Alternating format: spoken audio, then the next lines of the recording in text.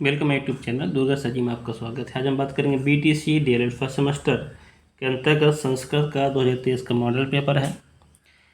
इसके पहले हमने गणित और हिंदी करा चुके हैं। ठीक है, मॉडल पेपर ऐसा पेपर होता है जो आपके आने वाले एग्जाम के लिए थोड़ा हेल्प करे। ठीक है, इसमें आप सफलता प्राप्त कर सकें। ठीक है, तो हम शुरू करते हैं अपना क्वेश्चन, क्योंकि वीडियो बहुत लंबा हो जाएगा। ठीक है, तो हम शुरू करते हैं। देखिए, पहला क्वेश्चन आता है संख्यावाचक शब्द। पेपर में संख्या शब्द का एक क्वेश्चन जरूर रखा रहता है। वो ये कहता है कि ए से 10 तक का संख्या लिखिए, ए 10 तक की संख्या संस्कृत लिखिए, ए से 20 तक संख्या संस्कृत लिखिए। तो इस तरह का हर साल एक क्वेश्चन संख्यावाचक शब्द का रहता है। ठीक है, तो आप देखिए यहाँ पर, देखिए पहला होता है ए, एक बोलते एका है और एका, दो के बोलते हैं दो और दो। देखिए जो एका है ये आपका पुल्लिंग में आता है और एका आपका स्त्रीलिंग में आता है। ध्यान दीजिएगा, दो जो होता है ये पुल्लिंग में आता है, दो स्त्रीलिंग में आता है। इस तरह ये भी देखिए, त्रे जो त्र है, त्रिस्त्र त्रिड़, ये इसमें आता है आपका पुरुष में, ये स्त्रीलिंग में आता है और ये आपका उसमें आता है नपुंसक में। तो इस तरह ये भी होता है। तो ये होते हैं, इसमें हम लिया गया है स्त्रीलिंग पुल्लिंग के रूप में। बाकी पंचम को पंच कहा जाता है, षष्ठ कहा जाता है, सप्तम अष्टम, नौ को नवम, 10 को 10 बोला जाता है, एक का एकादश, 12 का द्वादश, 13 का त्रयोदश, 14 चतुर्दश और 15 का पंचदश, 16 का षोडश, 17 सप्तदश, 18 का अष्टदश। अब देखिए 19, ये मेन आपका होता है यहाँ पर 19 वाला। तो 19 को हम दो बोलते हैं ऊनविंशति, मतलब विंशति मतलब 20, ऊन में से कम, मतलब 20 में कम होना, एक तो 19 होता है। इस तरह ये भी विंशति, एकोन विंशति, ये भी आपको होता है कि 20 में एक कम आपका 19 कहलाता है। ये अतितर पेपर पूछा जाता है। अब 20 को बोला जाता है विंशति। अब देखिए सभी में सभी विंशति लगाना है आपको। भाग 1, 2, त्रयो, चतुर्थ, पंच, षष्ठ, सप्त, अष्ट। अब देखिए यहाँ पर भी आपको करना है। अष्ट 20, 88 हो गया, 28 हो गया। अब देखिए 63 में 30 होता है, 63 में 30 होता है। ऊन 63 मतलब 29, एक ऊन मीन्स होता है 30 में एक कम मतलब 29। ठीक है, पेपर में आपके सिलेबस में 20 तक ही दिया गया है, लेकिन हम आपके लिए 40 तक ले आए हैं कि हो सकता है आगे क्वेश्चन बढ़ा ना दे, तो 20 के अंदर आपके क्वेश्चन पेपर में आएगा। ठीक है, और 30 को 63 बोलते हैं, इसमें ऐसे लगाएंगे, सब में 63 रहेगा। एक 63, द्वि 63, त्रयोत 63, चतुर्थ 63, पंच 63, षष्ठ 63, सप्त 63, अष्ट 63, ऊन 44 भी ये देखिए ऊन आया है। इसमें भी एकोन चतुर्विंशति लग सकता है। ठीक है, तो आपको 20 तक पढ़ना है, 20 का आगे आपको नहीं पढ़ना है। ठीक है, तो बढ़ते हैं अगले क्वेश्चन। पेपर में इस टाइप क्वेश्चन कभी कभी आ जाते हैं कि पुरुष कितने होते हैं, है ना, तो वह कौन पुरुष में आता है, तुम किस पुरुष में आते हैं, मैं पुरुष किस पुरुष में आता है। तो इस तरह के क्वेश्चन बन जाता है। तो पुरुष आपके 3 होते हैं, प्रथम पुरुष, मध्यम पुरुष, उत्तम पुरुष। प्रथम पुरुष में वह आता है, मध्यम पुरुष तुम आता है, उत्तम पुरुष में मैं आता है। ठीक है, अब देखेंगे वचन। वचन आपके 3 होते हैं, एक वचन, द्विवचन और 3 वचन। ठीक है, इसके परिभाषा हम आगे पढ़ेंगे। लिंग है, लिंग आपके 3 होते हैं, पुल्लिंग है, स्त्रीलिंग है और नपुंसक है। ठीक है, तो पुल्लिंग जिसमें पुरुष जात का बोध होता है पुल्लिंग कहलाता है, जिसमें स्त्री जात का बोध होता है उससे स्त्रीलिंग बोलते हैं, है ना। इसमें और नपुंसक आपको होता है, दोनों दोनों में इस्तेमाल होता है, उसे हम नपुंसक रूप में कहा जाता है। अगला है लकार। लकार एक्चुअली में 10 होते हैं, लेकिन आपको सिलेबस में 5 ही दिया गया था, हम 5 के बारे में पढ़ेंगे। देखिए पेपर का भी आता है कि वर्तमान काल को संस्कृत में क्या बोलते हैं, तो उसको होता है लट लकार। कभी कभी संस्कृत में दिया होता है, हिंदी पूछता है, तो इस तरह आगे पीछे पूछ सकता है। ठीक है, अच्छा लीड लकार आपका विधि संभावना वाला होता है, लोट लकार आपका आज्ञा प्रार्थना वाला होता है, रिट लकार आपका भविष्यकाल के लिए होता है, लंग लकार आपका होता है भूतकाल के लिए होता है, लट लकार आपका वर्तमान काल का होता है। तो इससे आपका क्वेश्चन में दो नंबर जरूर आते हैं। ठीक है, तो अगला हमारा विभक्ति रूप में है। विभक्ति आपके साथ होती हैं, देखिए प्रथमा, द्वितीय, तृतीय, चतुर्थी, पंचम, षष्ठी। तो ये विभक्ति कर्ता, कर्म, करण, संप्रदान, अप्रदान, संबंध का संबंध इस तरह। तो ये आपको लाइन से याद करना पड़ता है ना। तो ये कर्म, अभी कर्ता का पहचान नहीं होता है, कर्म पहचान को होता है। ये भी कहीं पूछता है कि कर्ण कर्ण का विभक्ति चिन्ह क्या है, तो आपका से है ना। संप्रदान क्या है, के है। अपादान के लिए क्या है, से है। देखिए कर्ण तृतीय वाले में अपादान दोनों में से है। तो यदि जब कोई चीज़ हम हमारे साथ होती है तो हमारा वहाँ पर तृतीय का इस्तेमाल करते हैं। जहाँ पर कोई अलग हो रहा है तो वहाँ पंचम का इस्तेमाल किया जाता है। जैसे पेड़ से फल गिरते हैं, जब फल गिरते हैं तो फल अलग होते या नहीं होते, तो अलग हो रहे हैं तो वहाँ से के लिए अपादान कारक का उपयोग किया जाएगा। और अगर यहाँ पर हाथ पेन से हम लिखते हैं तो हमारे पास कर्ण कारक का चिन्ह तृतीय विभक्ति का उपयोग किया जाएगा। अब देखिए होता क्या, परिभाषा देख लीजिए।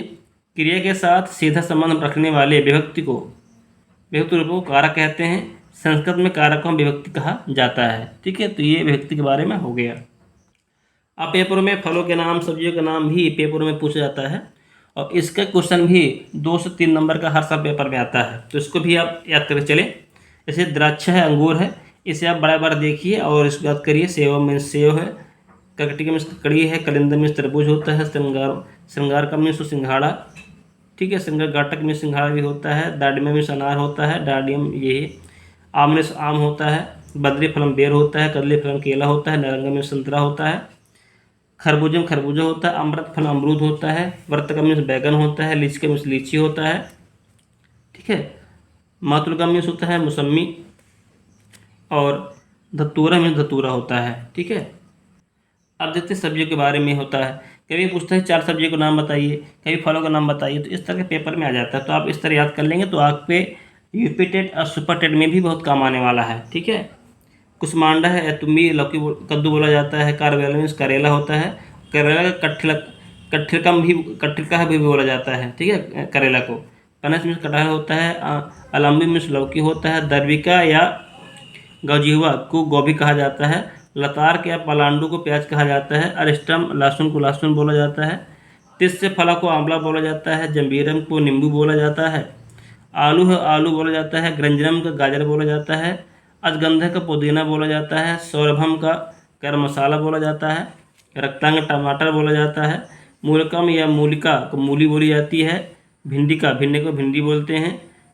पटोल का परवल बोला जाता है, लहसुनम को लहसुन बोला जाता है, कुंदरू का कुंदरू बोला जाता है, अर्धकम का अदरक बोला जाता है। तो इसे आपको याद करना है। ठीक है, अब आता है पक्षियों के नाम में।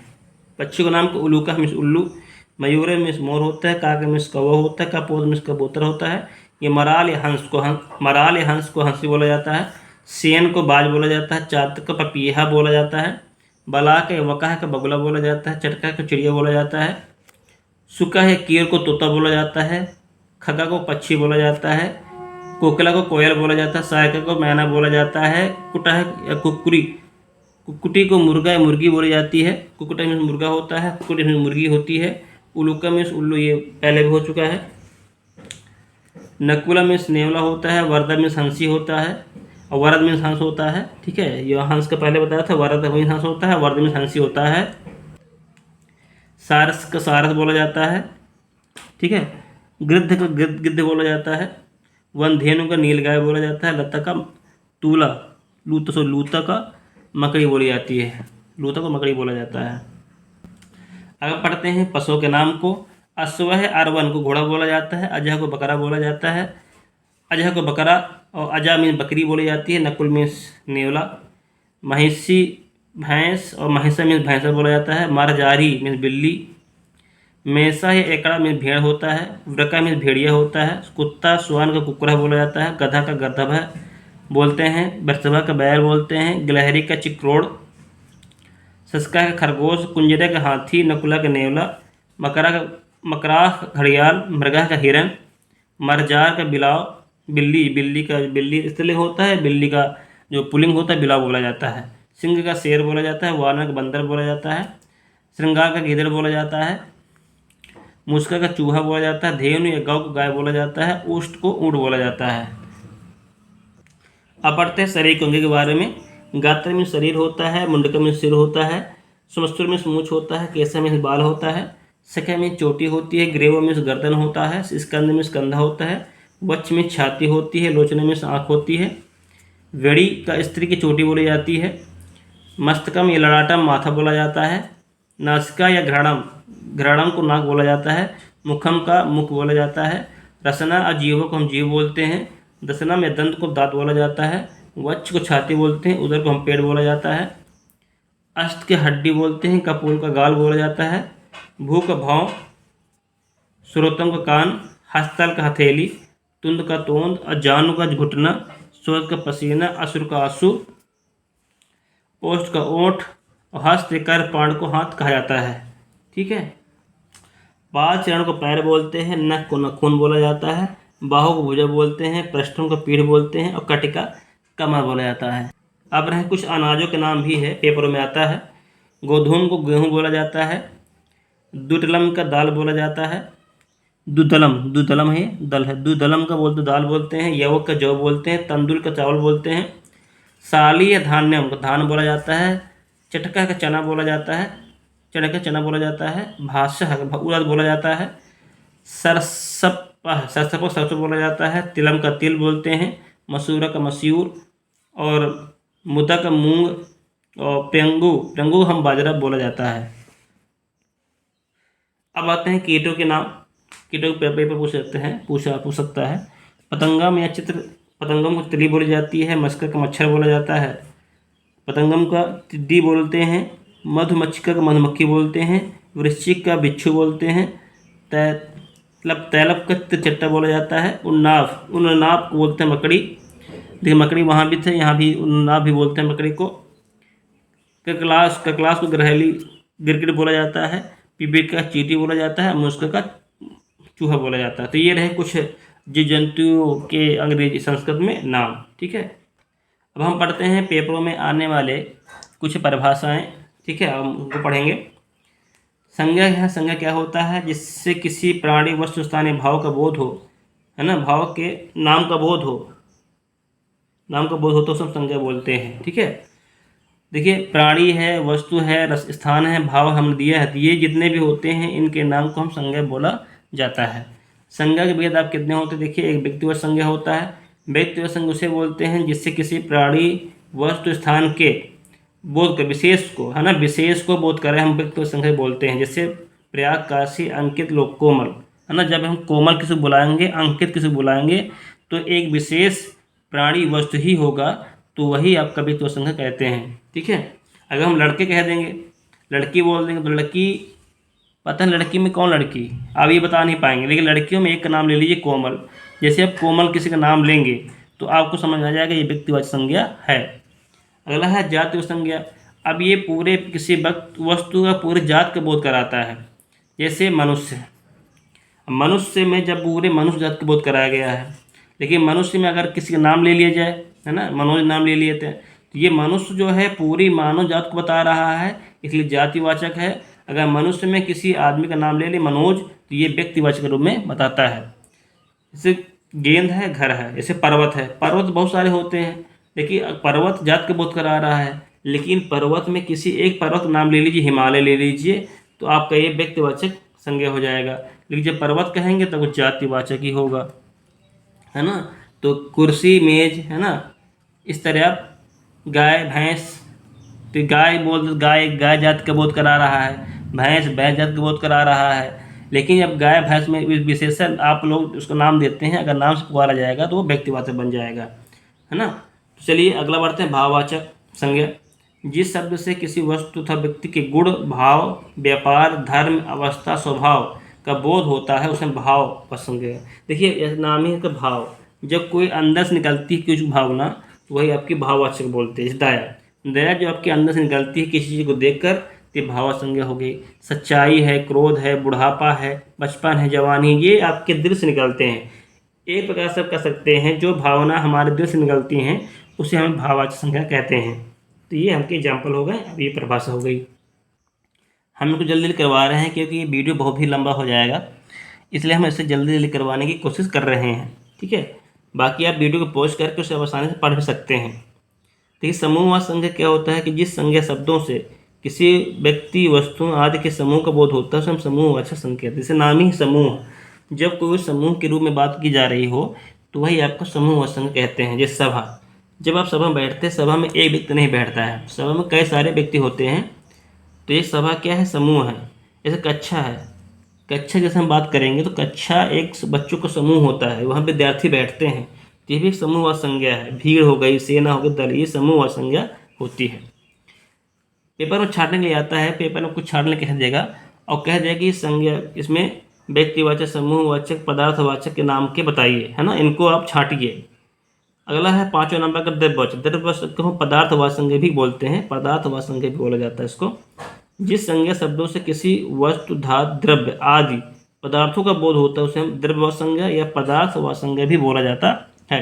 द्रव्य मीन्स होता है जिसमें कोई चीज़ बनाई जाती हो, जो चीज़ें बनाई जाती हो वो द्रव्यवाद संज्ञा। जैसे घी से, तेल से, सोना, चांदी, चावल, कोयला, गेहूँ, ये चीज़ें बनाई हुई हैं, बनी हुई होती है, इससे बनाई जाती हैं, तो वही आपका द्रव्यवाद संज्ञा कहते हैं।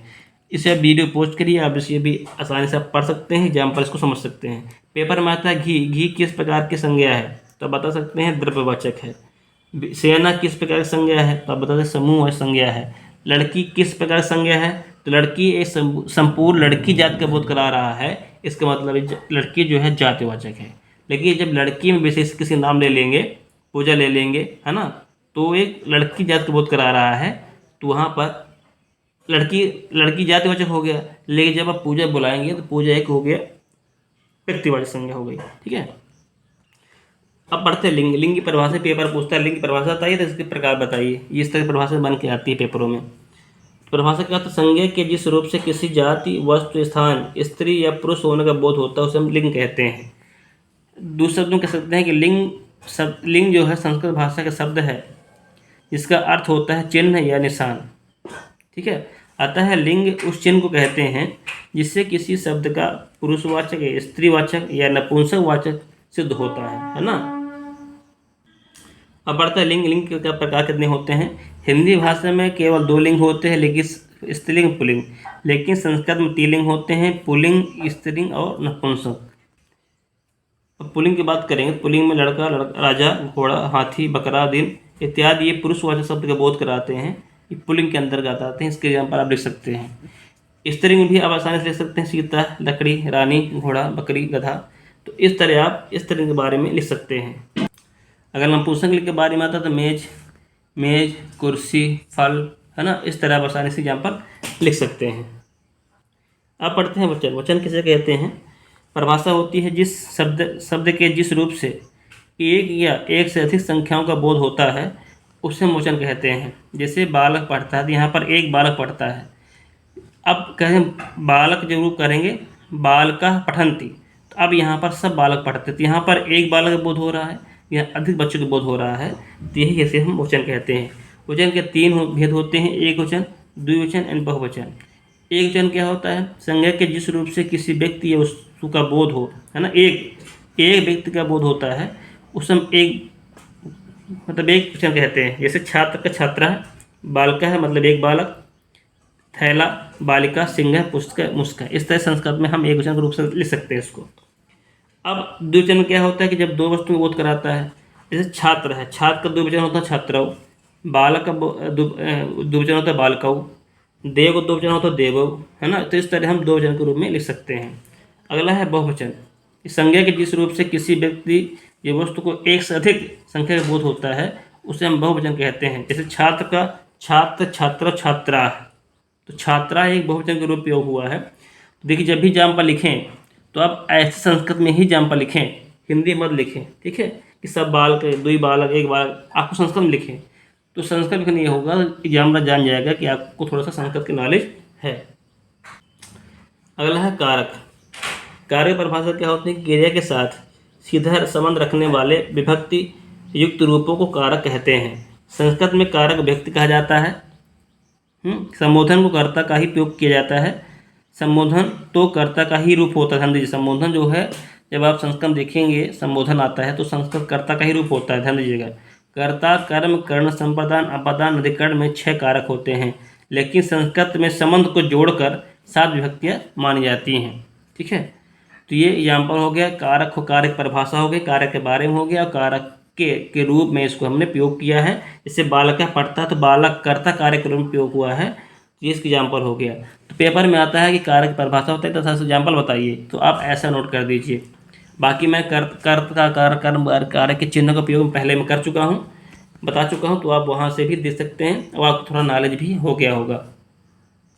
अगला पॉइंट हमारा धातु किसे कहते हैं। धातु से संबंधित परिभाषा आती हैं। तो जिन शब्दों के द्वारा किसी कार्य को करने या होने का ज्ञान होता है उसे हम क्रिया धातु कहते हैं। ठीक है, धातु के संस्कृत शब्दों के निर्माण के लिए मूल तत्व होते हैं। ठीक है, धातु ही संस्कृत के निर्माण के लिए मूल तत्व माना जाता है। धातुओं के साथ हम उपसर्ग, प्रत्यय सामसिक पद ही मिलकर संज्ञा सर्वनाम के लिए शब्द बनाते हैं। ठीक है, ये शब्द धातु के बारे में मैंने कुछ विशेषता बताई है। तो परिभाषा हो गई, ये धातु की विशेषता होगी थोड़ी सी। अब देखिए क्रियावाचक शब्द भा, पठ आदि को हम धातु कहते हैं। ये एग्जाम्पल हो गया इसका। संस्कृत में सभी धातु 10 भागों में व्यक्त है। प्रत्येक भाग का नाम कंजुगेट, ये गढ़ बोला जाता है। ठीक है, धातु होते हैं प्रत्येक गढ़ ग्रुप में होते हैं। तो गढ़ हमारे पास ये हैं, 10 गढ़ होते हैं। भवादि, अदादि, जुहादि, देवादि, सुआदि, तुदादि, रुदादि, तनादि, क्रियादि, चुरादि। तो इन्हीं रूपों में पूर्ण धातु को व्यक्त किया गया है। अब यह लकार 3 पुरुषों 3 वचनों में चलता है। ठीक है, जो भी है ये 3 पुरुषों पर और 3 वचनों के अनुसार ही का उपयोग किए जाते हैं। हम आपके लिए कुछ धातु लेकर आए हैं। जैसे पढ़ना, ये पढ़ना होता है पढ़ से, पढ़ मीन्स पढ़ना होता है। भाव मीन्स होना होता है। गम मीन्स जाना होता है। दृश्य मीन्स देखना होता है। जैसे मान लो आप संस्कृत अनुवाद कर रहे हैं, आपको पता चलना है कि आप इसी किससे होती हैं। आपको हिंदी की जो मेन संस्कृत आपको नहीं मालूम है, तो हमने कुछ आपको हिंदी के जो संस्कृत में मीनिंग लेकर आ गए हैं, तो आप इससे याद कर सकते हैं। जैसे गिरना, पद में इसको चलते हैं पतति, पत्ता पतंती। रहना, ये निवास करना होता है वश, तो वश को चलता है वसति, वसता वसंती। वद में से बोलना होता है। ठीक है, जैसे ठहरना होता है तिष्ठत, तो तिष्ठत में इसका रूप चलता है तिष्ठति, तिष्ठत तिष्ठन्ति। ठीक है, स्थ होता है, ये इतना होता है और इसका रूप तिष्ठ रूप चलता है, तो तिष्ठति। इसे वश होता है, वश में हमको ती लगाना है, वा में ती लगाना है, वद में ती लगाना है, इसलिए तिष्ठ में ती लगाना है आपको। ऐसे आपको पढ़ा करना है। लेकिन तनादि, एक होता तनादि लट लकार में। जब तनादि पढ़ते हैं, तनाद का जो रूप चलता है करोति कुर्ता कुर्वन्ति, करोसि कुर्ता है कुर्थ है, करोमि कुर्वह कुर्वह। तो ये रूप ऐसे चलते, ध्यान दीजिएगा। ये तनाद के रूप में अगर क्रे है, ये क्र होता है तनाद के रूप में उपयोग किया जाता है, अतः इसलिए इसका रूप जो है अलग चलता है। क्र का रूप में, क्र मीन्स करना होता है और करना का रूप अलग चला करता है। ये तनाद के रूप में आता है। अगला है, ये ध्यान दीजिएगा। जैसे उड़ना होता है, उत में से उड़ना, उद्गच्छति, उठना, उत। देखिए उत दोनों में होता है। तो उत गम लगाने से उड़ता होता है और उत स्थ लगाने से उठता होता है। कूद में कूदना होता है। खेलना, क्रीड़े में खेलना होता है। खेलना, देख क्रीड़े और खेल दोनों में खेलना ही होता है। चुराने में होता है चुर, और चरता होता है चर। ठीक है, तो इस तरह रूप आप बना सकते हैं। और भी हमारे पास है नाचना, नृत्य होता है। ले जाना, नीमिस होता है। पढ़ना, पढ़ाना, ये पढ़ाता है, ये पाठ। गिरना होता है पत्र। डरना होता है भी, भीख मांगना होता है भिक्ष। रोना होता है रुद्र, लिखना होता है लिख। पूजा करना है, उपस्थ में होता है पूजा करना होता है। उपविंशन में होता है बैठना होता है। रोता है तो केंद्र, केंद्र का कृदंती, कृदंत रोना चलता रूप चलता है। अवस्थी में सहाय होता है। पकाना है, पच में पकाना होता है। रहना है, निवस में से रहना है। आना है, अगच्छित अगच्छित रूप चलता है। सह मीन्स वह होता है। तो मीन्स तुम होता है। अहम मीन्स मैं होता है। अद मीन्स होता है भोजन करना। ठीक है, तो ये मैंने कुछ आपके लिए धातु लेकर आए हैं, इसे आप याद कर लीजिएगा। अब हम रूप के बारे में बात करेंगे, जो भी बहुत इंपॉर्टेंट है आपके लिए, बीटीसी एग्जाम के लिए भी, बीडीएल एग्जाम के लिए भी, और यूपीटेट के लिए भी, और सुपरटेट के लिए भी बहुत इंपॉर्टेंट है। आपको रूप याद करने पड़ेंगे। तरीके भी होते हैं। तरीके तब अच्छा लगता है जब आपको रूप याद हो जाए। जैसे मान लो अकारांत का, ऐसे बालक का, एक कुछ स्त्रीलिंग पुल्लिंग का, नपुंसक का, एक एक आपको याद करना पड़ेगा। ठीक है, और सर्वनाम के वह का, तुम का भी आपको इस्तेमाल याद करना पड़ेगा। तू का है ना, तुम का है, मैं का, इसके रूप आपको याद करना पड़ेगा। अधिकतर डीएलएड वाले पेपर में सर्वनाम के रूप ज़्यादा पूछे जा रहे हैं। ठीक है, चलिए बालक के हैं। बालक रूप कैसे याद करना है आपको, तो बालक है, तो आपको रूप याद पढ़ चुके होंगे, याद भी कर चुके होंगे। ध्यान देना है इसमें कैसे याद, पेपर पूछ ध्यान दीजिए कि हमेशा बालक के रूप में, बालक के रूप में कोई भी हो, चाहे सह का हो चाहे सर्वनाम का भी हो, ये चीज़ ध्यान रखिएगा। हमेशा जो एक की मात्रा है तृतीय वचन के एक वचन में लगता है। ये भी सेम होते हैं, ये सभी में सेम होते हैं। भ्याम भ्याम भ्याम जो है सभी में सेम होते हैं। ठीक है, अगर आपका तृतीय हो, चतुर्थी है, पंचमा हो, तो द्विवचन के लिए सेम होते हैं। अगर आप बालक के एक रूप याद करते हैं तो पूरे आप याद कर सकते हैं। बालक के रूप जैसे देव का भी रूप है, तो इसको आपको याद करना पड़ेगा। और अकारांत पुल्लिंग जैसे बालक हो गया, राम हो गया, वृक्ष हो गया, सूर हो गया, सुर, असुर, मानव, गज, अश्व, शूद्र, ब्राह्मण, छात्र, लोक, सक, भक्त, दिवस, ईश्वर, भक्त, इसी के रूप में चलते हैं। पूरे बालक के रूप में चले जाते हैं। ये आपका रहा अकारांत, जो बालक रूप होता है, क्योंकि बालक लास्ट में का होता है, इसे बोलते हैं अकारांत पुल्लिंग। ठीक है, अब अकारांत, अब इकारांत आते हैं। अकारांत बाद इकारांत पुल्लिंग आते हैं, है ना। लास्ट में जैसे मुनि है तो मुनि लास्ट में ई है, तो ई वाले शब्द भी पुल्लिंग में आते हैं। तो इसको भी आपको याद करना पड़ेगा। इसको नोट कर लिए, इसी साइड ले लीजिए, इसे आप याद कर लीजिए। अब याद कर, हो सकता है आप याद कर लिए हो। तो इसके रूप कवि, हरि, ऋषि, यति, विधि, जलधि, गिरि, रवि, है ना, बहिन, अग्नि, ऐसे रूप चलाना है। खाली छोड़ पति, पति के लास्ट में छोटी ए है, ये भी इकारांत पुल्लिंग है, लेकिन इसके रूप ऐसे चलते ही नहीं हैं। जब पति शब्द किसी दूसरे के साथ समास में आए तब रूप, जैसे मान लो स्वामी है, स्वामी से स्वामी, पति से गणपति, भूपति, गणपति, जब ये किसी साथ आता है तो अब इसको मुनि शब्द रूप उपयोग करना है, अन्यथा प्रयोग नहीं करना है आपको। पति के रूप अलग होता है, ठीक है, स्वामी तक चलता है, बड़ी की मात्रा चलता है। अब आप अकारांत आपने पुल्लिंग पढ़ा, इकारांत पुल्लिंग पढ़ा, अब उकारांत पुल्लिंग देखिए। उकारांत पुल्लिंग साधु रूप, साधु में आदि रूप चलते हैं, गुरु का, ऋतु का, पशु का, विभु का, भानु का, बंधु का, शिशु का, शंभु का, ऋतु का, वायु इत्यादि जो है उकारांत पुल्लिंग की तरह रूप चलते हैं। इसके साथ ले लिए, इसको आप याद कर सकते हैं आसानी से। अब आते हैं बड़ा की मात्रा आकारांत। अब आकारांत स्त्रीलिंग चलते हैं, इसमें लता होता है, बालिका होती हैं। तो इसकी सभी आकारांत जिसमें सभी बड़ा की मात्रा लगी हो, जैसे लता है, बालिका है ना, तो ये सभी रूप बालिका के रूप चलते हैं। तो कह रहा है कि आकारांत स्त्री शब्दों के रूप लता के समान होते हैं। खाली आप जरा आपको याद नहीं करना, जरा का रूप अलग चलता है, जरा इसमें अपवाद है, ठीक है, ध्यान दीजिएगा। तो ये बालिका का है, बालिका, ये लता, तो ये रूप आसानी से आप याद कर सकते हैं। अब बड़ी की मात्रा है तो सभी इकारांत, देखिए इकारांत है। छोटी की मात्रा मैंने आप पढ़ा था पहले, वो मुनि था, वो मुनि के रूप में वो था, पुल्लिंग था, ये इकारांत में स्त्रीलिंग है। तो ये इकारांत का स्त्री रूप में आप ऐसे ही उपयोग करेंगे, इस तरह आप याद करना पड़ेगा आपको, ठीक है। जब आप यूपीटी तैयारी करवाएंगे तब हम बताएंगे ट्रिक, उस समय आपको ट्रिक बताना पड़ेगा, क्योंकि इसमें आपको लिखना पड़ता है। तो लिखने में आपको ट्रिक का इस्तेमाल कोई मतलब ही नहीं है आपका, ठीक। तो ट्रिक याद करने की कोई आवश्यकता नहीं है। तो कह रहा है कि सभी इकारांत स्त्री शब्द के रूप मध्य के समान चलते हैं। ये बहुत इंपॉर्टेंट है, ये हर साल लगभग पूछ जाता है। रिकारांत, ये रिकारांत है, स्त्रीलिंग है। रिकारांत पुल्लिंग भी होता है, रिकारांत स्त्रीलिंग भी होता है।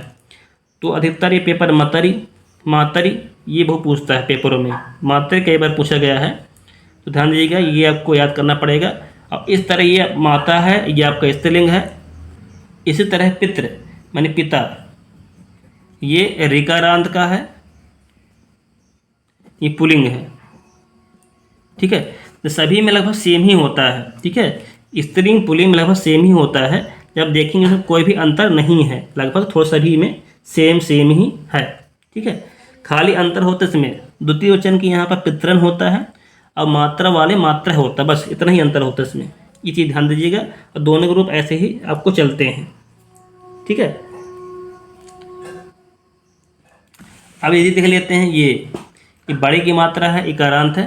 तो इकारांत स्त्रीलिंग रूप चलेंगे, ये पृथ्वी, पत्नी, नारी, नगरी, युवती, रजनी और मानवी, महिषी, जानवी, गौरी, काली, रागी, श्रेणी, ये सभी जो है स्त्रीलिंग, ये इकारांत, बड़ी की मात्रा है, इकारांत बोलते हैं इसको, इकारांत, इसको हम इकारांत बोलते हैं। इकारांत स्त्रीलिंग का रूप चलता है इस तरह, ठीक है। तो ये इसके रूप ऐसे ही हम चलाएंगे, सभी का रूप ऐसे ही चलता है, ठीक है। हाँ, ध्यान दीजिएगा, कह रहा है कि श्री, अवि, लक्ष्मी, धनी, ये प्रथमा विभक्ति एक वचन में आपको बेशक लगाना है। जैसे यहाँ पर आया लक्ष्मी, श्री आया, तो यहाँ पर श्री लगाना है, श्री, दो बिंदु आपको यहाँ लगाना पड़ेगा, बस, बाकी रूप ऐसे चलेंगे आपके, ठीक है। संस्कृत में सर्वनाम जो रूप होते हैं बहुत इंपॉर्टेंट होते हैं, तो लगभग ये हर साल में ही पूछा जाता है। तो मैं, हम लोग स्त्रीलिंग है, तो अहम, अहम, वयम, मम, अवम, अस्मान, माया, अवाभ्याम, अस्माभि, मह, में, ये दोनों याद रखना पड़ेगा आपको। ये यानी तो यूपीटी में पूछ चुका है, में पूछ चुका है, में जो है ये किस विभक्ति का है, तो ये ध्यान दीजिएगा, में इस तरह पूछ लेता है जो अलग होते हैं। तो ये अहम का और ये तुम का, ये बहुत इंपॉर्टेंट है, ये आपको याद तो चलना है। तो तुम वाले में ते चलना है और अहम वाले में चलना है, बाकी से वैसे ही चलना है जैसे चला रहे हैं आप लोग, ठीक है। अब ये भी है, इदम मीन्स यह होता है, तो इदम ये पुल्लिंग का रूप है, इदम ये नपुंसक का रूप है, और इदम ये स्त्रीलिंग है। तो ये इदम का जो नपुंसक है वो पुल्लिंग की तरह चलता है, खाली 2 लाइन छोड़ के। ऊपर के प्रथमा द्वितीय छोड़कर सभी रूप इदम के पुल्लिंग के रूप में चलते हैं। तो आप सेम ही आपको जाएगा, और स्त्रीलिंग थोड़ा अलग हो जाता है। ठीक है, तो ध्यान दीजिएगा। तो इस तरह आपको याद करना है, याद करना ही पड़ेगा। इसके साथ ले लीजिए, इसको नोट कर लीजिएगा। ट्रिक का इस्तेमाल चेक करना पड़े, ये बहुविकल्पी में ही ट्रिक काम करता है, बाकी काम आपको नहीं पड़ेगा, ध्यान दीजिएगा।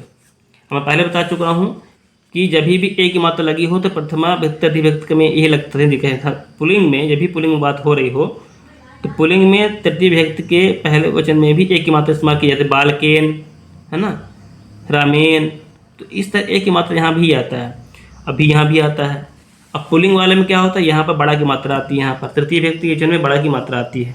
बाकी जैसे रूप बालक याद किए थे वैसे ही है इसमें चलते हैं। यम में जो अपन बालक के रूप याद किए तो उसमें ये चलेंगे, ये रूप आपके वैसे ही चलेंगे आपके। ठीक है, यह गया है तद में स्वह होता है, ये पुल्लिंग रूप चलता है, तद में स्वह होता है, तद में वह स्त्रीलिंग रूप होगी, और तद में होता है वह ये नपुंसक के रूप में होगा। तो नपुंसक हमेशा जो है पुल्लिंग के रूप में चलते हैं। भाई आपको यही याद करना पड़ेगा आपको। देखिए मैंने बताया था, फिर देखिए एक ही मात्रा जैसे आप लगाते थे पुल्लिंग वाले में, आपको वैसे इसमें भी लगाना, खाली थोड़े से आगे सब चेंज हो रहे हैं बस। जब आप जब आप अच्छी तरह से देखेंगे तो आपको समझ आ जाएगा कि हमको कहाँ से देखना पड़ेगा। यहाँ पर इसमें भी वैसे ही सेम है। जब आप देखेंगे तो स्त्रीलिंग के सभी रूप देखेंगे तो ऐसे चलते वो भी साते ता, जैसे बालिका, बालिके, बालिका, है ना, बालिकाम, बालिके, बालिका, बालिकाया, बालिकाभ्याम, बालिके भी है। तो जो बालिका के रूप हैं वही ऐसे ही रूप चलते हैं, ध्यान दीजिएगा। ठीक है, तो अब इससे आप आसानी से पहचान सकते हैं। अगला धातु रूप। धातु रूप भी बहुत इंपॉर्टेंट होता है, धातु रूप को आपको याद करना ही पड़ेगा। हाँ, ये बहुविकल्पी में आता है, मैं ट्रिक बता दे रहा हूँ कि अगर बहुविकल्पी में आता है तो आसानी से पहचान सकते हैं। कैसे, जैसे गच्छति है, तो गच्छत ऐसे आ रहा है तो लट लगा वर्तमान होता है, और यही गच्छति वाला गमस्यति रूप में आ रहा है, सा और या लिख के आ रहा है, तो मतलब भविष्य काल हो जाता है। और आगे किसी आ लग जाए, ध्यान दीजिएगा, अगर आगे आ लग जाता है तो भूतकाल में आता है। ठीक है, ध्यान दीजिएगा, ये भूतकाल में आता है। अगर आला भूतकाल में आता है, स्या शब्द आता है तो इसका मतलब भविष्यकाल में आता है। गच्छति आ रहा है, इसका मतलब ये वर्तमान काल में आता है। गच्छ गच्छ सम चलता है ये। ठीक है, तो ये वर्तमान काल में आता है। अगर देखें लोट काल देखें तो लोट काल में क्या होता है, यहाँ पर गच्छ वर्तमान काल जैसे ही होता है। देखिए ये सेम जो हमारा लट लकार और लोट लकार वर्तमान का जैसे ही होता है। बस ध्यान देना यहाँ पर है कि इस वाले में ती तह तंतु आता था, इसमें आपको तू ताम तंतु आएगा। ठीक है, ध्यान दीजिएगा, तू ताम तंतु। तो यहाँ तू ताम तंतु शब्द ऐसे आ जाए तो समझ जाइएगा कि ये लोट लकार में आ रहा है।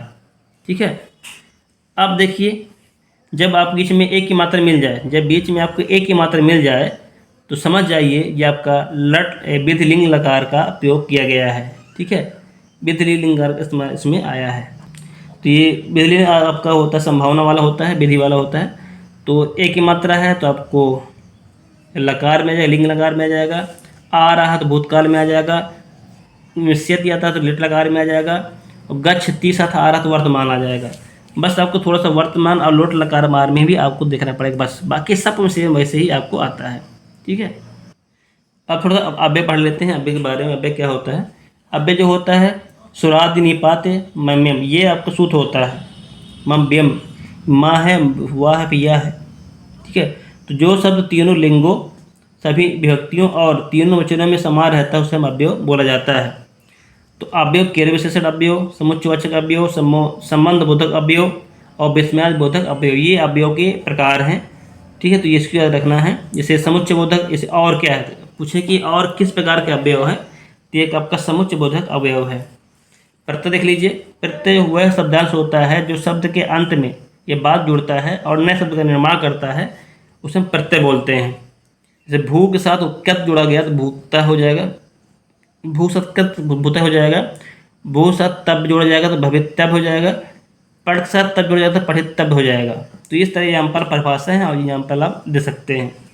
उपसर्ग होता है, उपसर्ग वह शब्दांश होता है जो शब्द के प्रारंभ में पहले जुड़ता है और नए शब्द का निर्माण करता है। संस्कृत में उपसर्ग 32 होते हैं तो जैसे भवती है, भवत के आगे हम प्र जोड़ देते हैं, उपसर्ग जोड़ देते हैं, हमारा प्रभत हो जाता है। हरत के आगे हम अप जोड़ देते हैं, अब हरत हो जाता है। वर्तते के आगे हम पर जोड़ देते हैं तो परिवर्तते हो जाता है। अगला जो क्वेश्चन जो होता है वो दृश्य शब्द सामग्री के अंतर्गत आता है। जितने भी क्वेश्चन बनते हैं तो दृश्य सामग्री के अंतर्गत आता है। देखिए ये ध्यान दीजिए, चाहे संस्कृत हो, चाहे विज्ञान हो, चाहे गणित हो, चाहे अंग्रेजी हो, कोई भी हो, तो दृश्य शब्द सामग्री का जो आपने हिंदी में लिखा है वही आप संस्कृत लिख दीजिए। जो आप हिंदी में पढ़े हो वही आप संस्कृत लिख दीजिए, बना बना लिख दीजिए, कोई मतलब नहीं होता। आगे के मेन होते हैं जो आपने बहुविकल्पीय अतलगोते जो किए हैं, क्या वह सही हैं? अगर आगे सही जा रहे हैं तो आगे चल के एग्जामिनर नहीं देखता है कि आपने क्या किया है क्या नहीं किया है। ये ध्यान दीजिएगा, ठीक है। ये चीज़ ध्यान दीजिएगा कि आगे वाले क्वेश्चन जो बहुविकल्पीय अगर आपने सही किए हैं तो एग्जाम आपके जो भी आपने जो लघुत्तरी आपने बनाया है दीर्घोत्तरी वो किसमें कोई ध्यान देता नहीं है। तो दृश्य सामग्री के बारे में जो भी आपने पढ़ा था हिंदी में वाले में तो वो भी आप इसमें भी लिख देना है, कोई परिवर्तन नहीं होगा, कोई भी गलत नहीं माना जाएगा। ये बात क्लियर हो गई, ठीक है। तो हमने कुछ इंपॉर्टेंट संस्कृत में मॉडल पेपर लेकर आए थे, तो संभवतः आपको अच्छा लगा होगा। तो वीडियो जरूर लाइक करें और शेयर जरूर करेंगे, ठीक है। और आने वाले एग्जाम में आपके लिए बहुत ही महत्वपूर्ण होगा। तो वीडियो देखने के लिए थैंक यू।